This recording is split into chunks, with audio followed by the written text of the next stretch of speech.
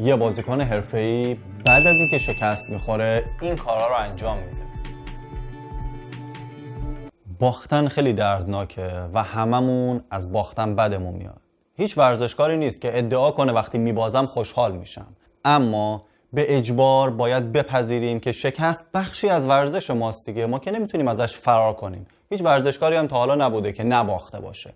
اما تفاوت یه حرفه‌ای و مبتدی در اینه که بعد از شکست چه کاری انجام میده. بریم ما هم رو تابلو ببینیم که دقیقاً بعد از شکست ما چه گام‌هایی داریم برای اینکه بتونیم برای ادامه مسیرمون آماده بشیم. اولین قدم میشه تحلیل و یادگیری که مفصل امروز دربارش با هم صحبت میکنیم. قدم دوم تنظیم انتظارات که بی نهایت مهمه. قدم سوم تغییر الگوهای فکریه. حواست با من است؟ گوش کن. وقتی میگیم تحلیل 3 گام داریم.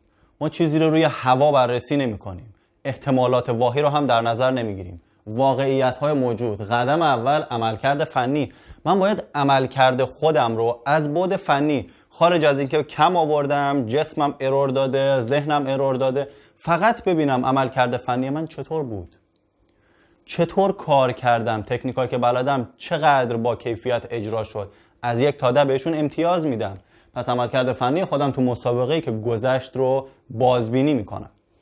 گام دوم میشه تصمیم‌های اشتباه. دقت کن، ما هیچ وقت توی زمین مسابقه و بعد از بازی به اتفاق خوبا که فکر نمی‌کنیم. اصلا اتفاق خوبا ارزش فکر کردن ندارن. ما تمام تمرکزمون رو میذاریم روی رفع نواقصمون. تصمیم‌های اشتباه رو بررسی می‌کنیم. ببینیم کجای کار اشتباه بوده. از نظر مربی، از نظر کادر، از نظر هم‌تیمیام و از نظر خودم. کجا اشتباه کردم، کجا میتونستم بهتر باشم.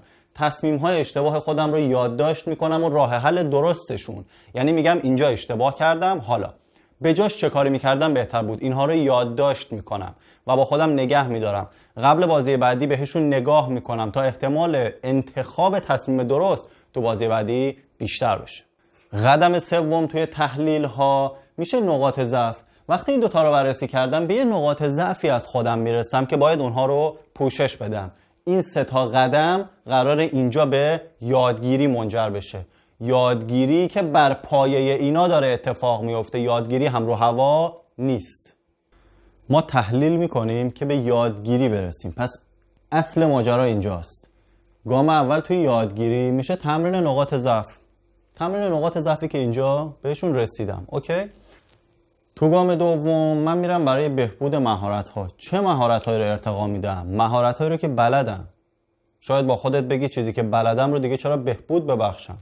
ما وقتی یه بازی رو میبازیم و میخوایم یادگیری انجام بدیم، کارهایی که بلدیم و دفعه دیگه باید بهتر انجام بدیم.